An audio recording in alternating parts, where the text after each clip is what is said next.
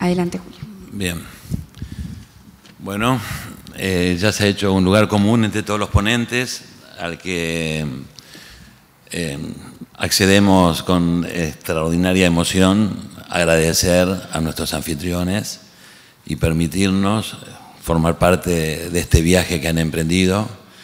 y hacernos sentir que podemos estar aquí aportando algo.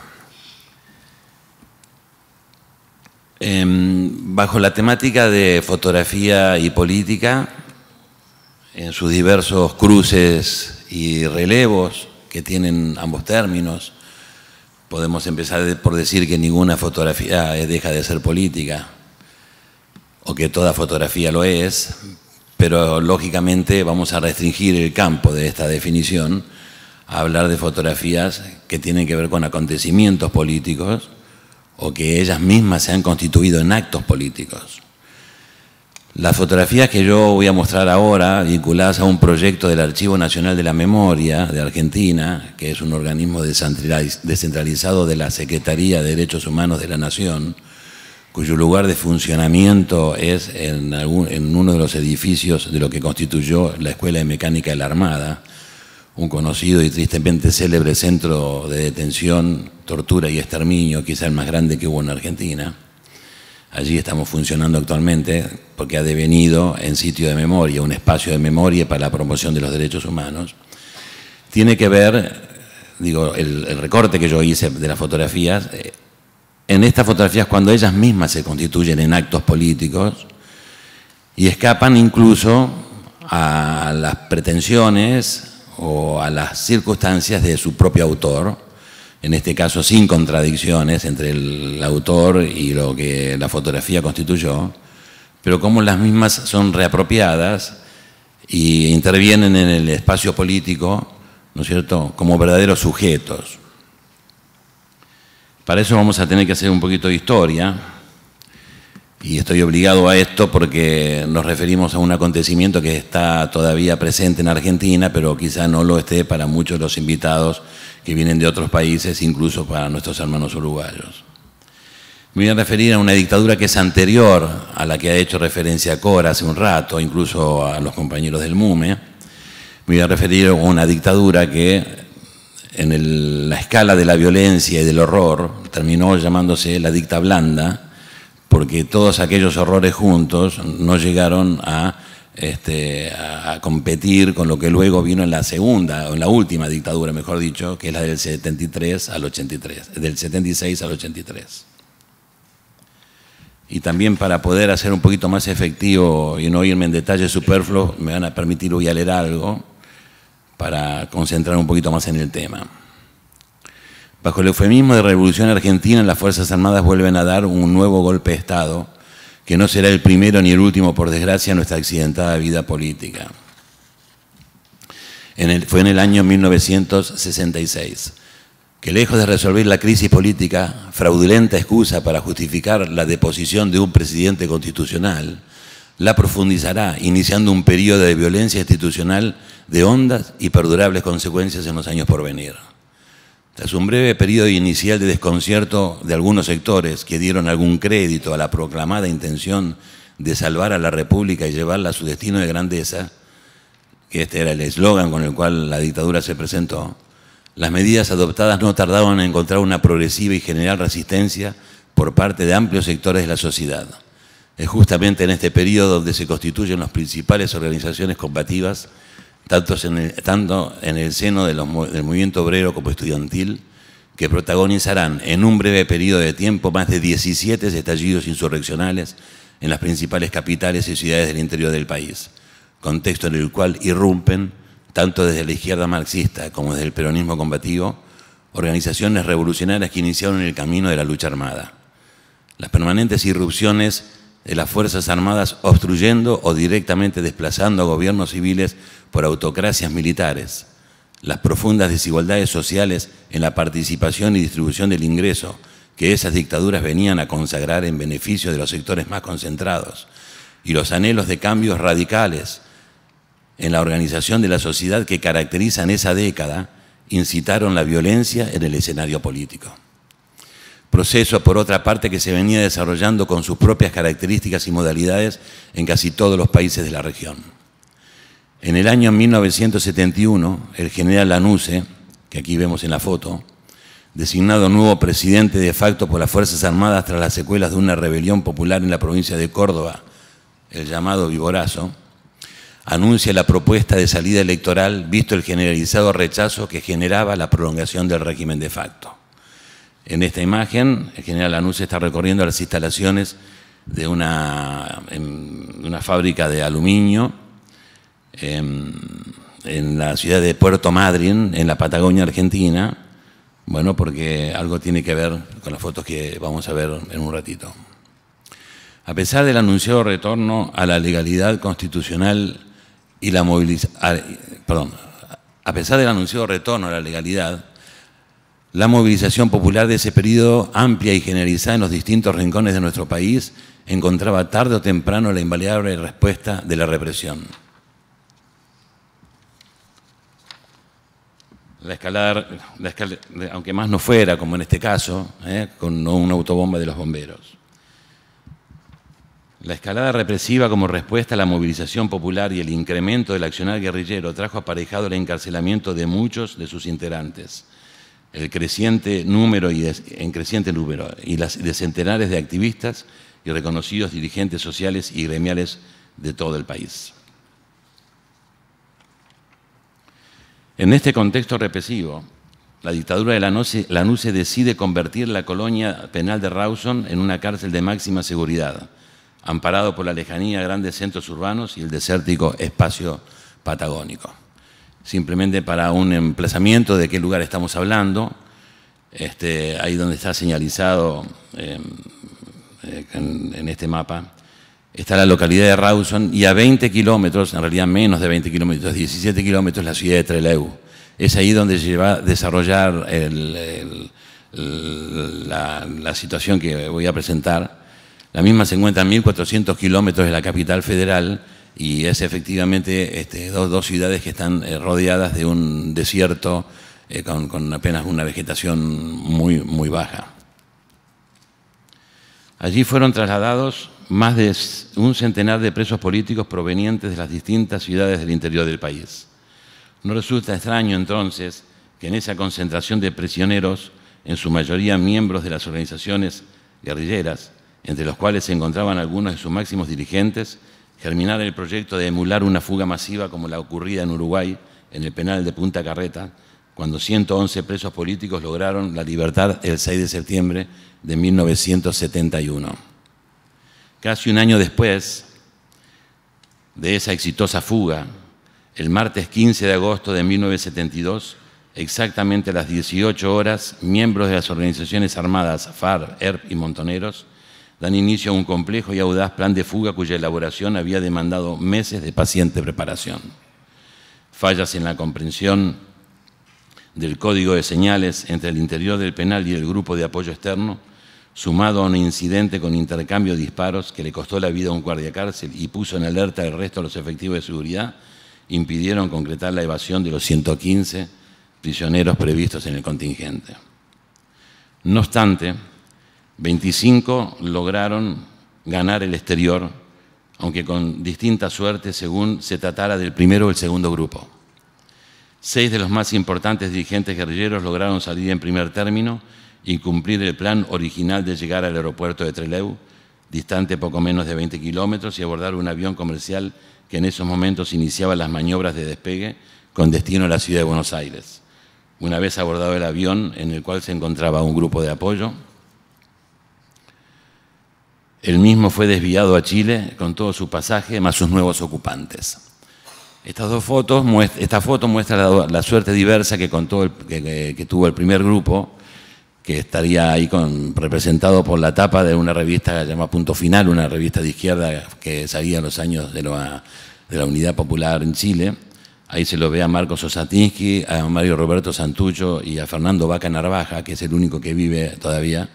dando un reportaje, cada uno por las distintas organizaciones que representaba. Y en la foto de la derecha están los 19, en realidad aquí no son 19, son 16 y esto tiene una explicación. ¿no es cierto?, de los que quedaron varados en el aeropuerto de Trelew. Mientras ocurría que los primeros 6 llegaban a Chile, donde van a haber tensas negociaciones en torno a la exigencia, al pedido de extradición que le hacía la dictadura argentina, asociado a la diplomacia brasilera, que también quería que el Salvador Allende entregara a los presos, porque ya había habido un antecedente antes de una toma de un avión donde habían llegado algunos de ellos, al cual el presidente Allende se negó y finalmente terminó dándoles el salvoconducto para que vayan a Cuba. Los otros 19 emprendían una tensa negociación vinculado a la situación en la que habían quedado.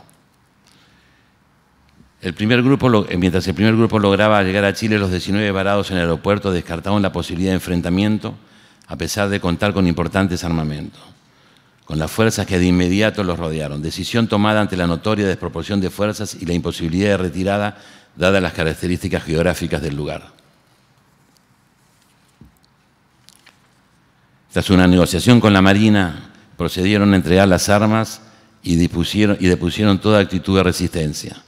Previamente, ante periodistas locales y ante la presencia de un juez federal y de un médico que constató el estado de cada uno de ellos, realizan una conferencia de prensa donde anuncian la decisión de entregarse sin resistencia, bajo el compromiso de que se les garantice su integridad física y se los reconduzca al penal.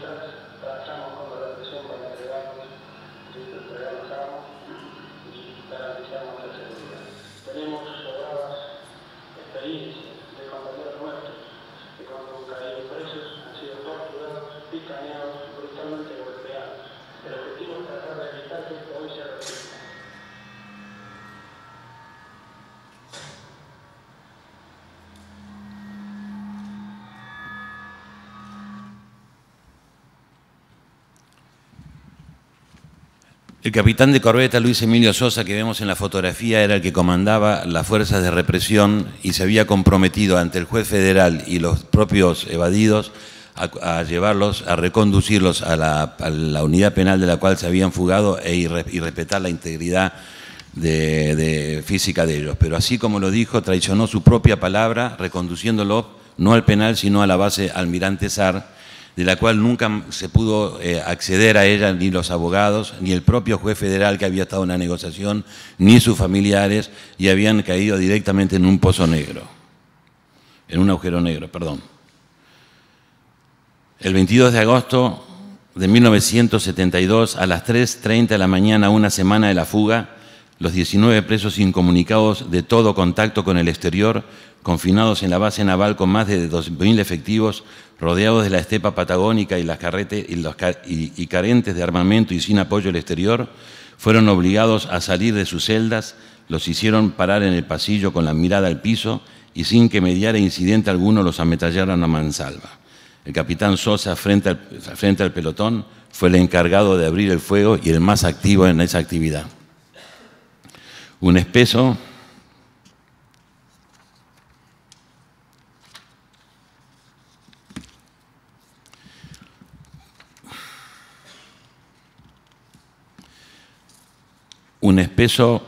y ominoso clima de pesadumbre se tornó palpable en calles de toda la República. En particular, donde fueron velados los cuerpos de los asesinados, el descreimiento de la versión oficial fue generalizado. Se reprimieron los velatorios públicos de los guerrilleros ejecutados. La Policía Federal, con el comisario Villar a la cabeza, irrumpió con tanquetas en la sede del Partido Justicialista, donde se velaban algunos de los muertos, procediendo al secuestro de los féretros y en apurada caravana enterrados sumariamente en el cementerio municipal de La Chacarita. El 25 de agosto, la CGT declaró un paro activo de 14 horas en repudio por los acontecimientos.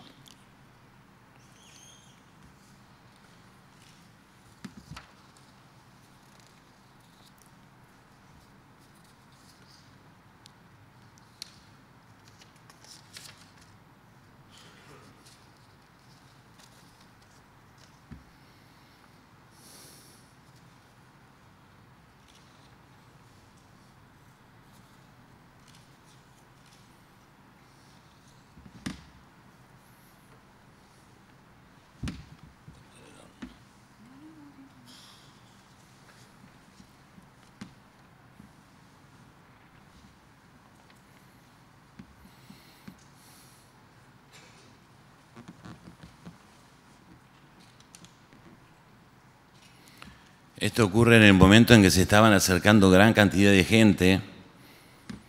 Ya se había golpeado una importante cantidad y de los distintas adyacencias se los venía a venir y ya se los paraba como a 20 cuadras de distancia, con lo cual, si esta acción no hubiera tenido, si no hubiera habido esta acción, es probable que se hubiera tenido ese día una importante concentración de gente.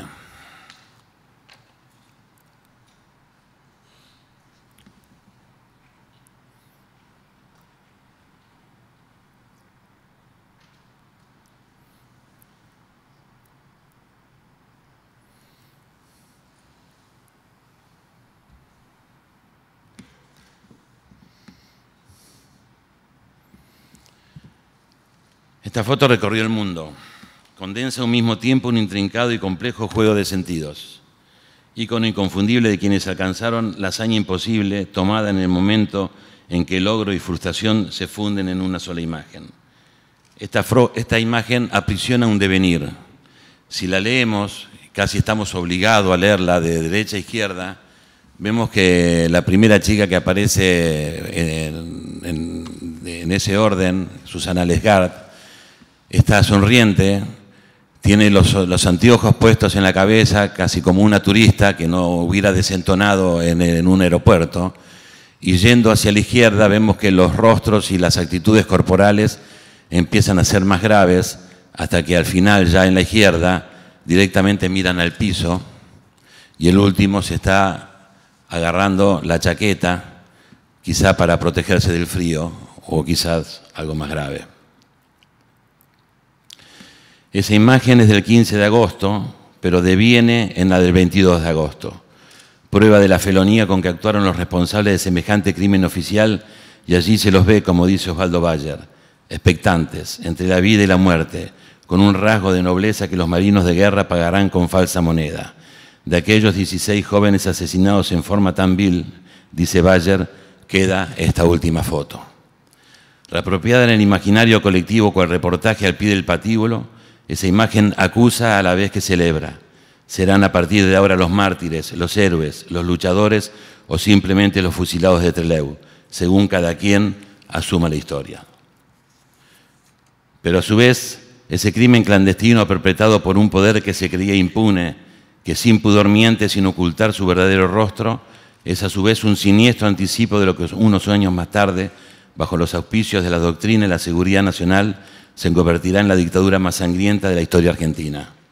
Esa imposibilidad para justificar la conducta asumida la repercusión en la opinión pública habrán influido en la decisión de clandestinizar el plan represivo del terrorismo de Estado a partir de marzo de 1976. Aquella madrugada quedó instalado un siniestro antecedente, un escalón singular en la pedagogía del terror que aplicarán los futuros genocidas, como señala Eduardo Duhalde, abogado de alguno de los masacrados y actual secretario de Derechos Humanos de la Nación.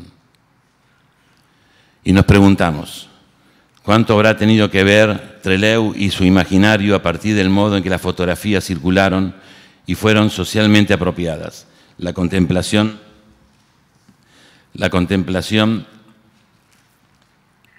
de un sujeto, la evidencia del crimen expuesta, visible y clara, está sumado a la presencia de los cuerpos y sus marcas. El plan genocida puesto en práctica a partir de 1976 contempló la invisibilidad del accionar de los grupos de tareas. Se cuidaron tanto de las fotos como de la aparición de los cuerpos y decimos, por algo será, invirtiendo el sentido de una frase de triste memoria. Emilce Pereira es el autor de esa fotografía que circuló anónima durante años. Él nació en Río Negro en el año 1937 y estuvo allí por fuerza de las circunstancias, pero acudió a la cita, como dice Abrazay, que fotografiar es una cita con el azar. Y esta cita de Emilce Pereira, ese es su nombre, fue el que le marcó un lugar en la historia de la fotografía, aunque su nombre no sea reconocido. Las fotografías, así como decía el Postino en la película con el mismo nombre, cuando habla con Neruda y le dice, cuando Neruda descubre que el Postino le había robado unos versos para enamorar a su chica, y Neruda le reprocha por qué hacía así eso si él no era el autor de esos poemas. El Postino le dice, pero maestro, usted me ha indicado, usted me ha enseñado que las poesías son para los que lo necesitan. Del mismo modo se podría decir un fotógrafo que, como él, militó en el Frente Antiimperialista por el Socialismo, fue preso más tarde durante el gobierno de Isabel Perón cuando se declaró el estado de sitio y partió al exilio, donde murió sin nunca poder volver a la Argentina y no pudiendo volver a trabajar como fotógrafo. Tiene el alto honor que tienen algunos fotógrafos, ¿no es cierto?, de haber sido reapropiada su imagen para en torno a ella denunciar el crimen oficial que fue el antecedente del terrorismo de Estado en Argentina. Nos parecía importante que su nombre estuviera presente en estos días donde otros maestros de la fotografía que sacaron imágenes, que hicieron sus imágenes en momentos tan difíciles y que han dejado legados